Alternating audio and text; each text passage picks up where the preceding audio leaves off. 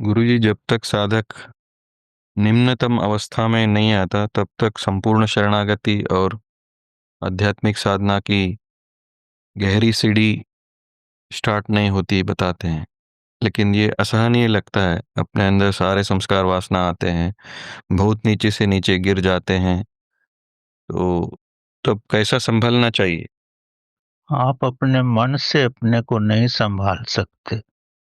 जब आप शून्य अवस्था में आ जाते हो, तब आपको ये एहसास नहीं रहता कि आगे मुझे क्या करना है। ये मन की अवस्था नहीं है। आपके कर्मों से, आपकी दिशा से आप पूर्णतः निम्न अवस्था में आ गए। ये समझो कि आप हाल में दरवाजे के पास बैठे हो, उसके बाद तो जूते ही रखे हुए हैं।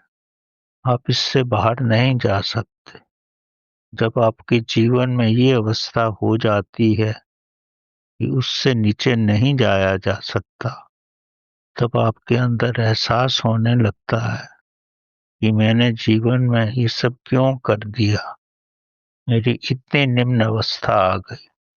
जब आपके अंदर इस तरह की पीड़ा होने लगती है, तब बाहर तो जा नहीं सकते। तो एक ही रास्ता बचता है कि आप आगे बढ़ो।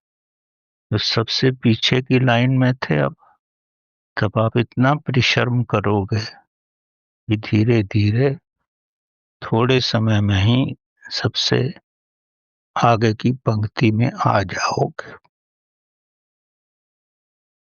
इसीलिए कहा जाता है, जो महापापी होता है वही समय आने पर महासंत बनता है। जैसे बुद्ध के जीवन में अंगुली मार की कथा थी। उसने कितनों को ही मार कर उनकी अंगुलियों का हार बना लिया था। अब वो इससे नीचे नहीं जा सकता था।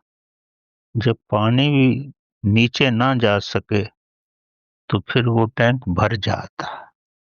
तो ये बड़ी आध्यात्मिक अवस्था भी है, यांत्रिक अवस्था भी यही है, और स्वयं को सुधारने की अवस्था भी यही है।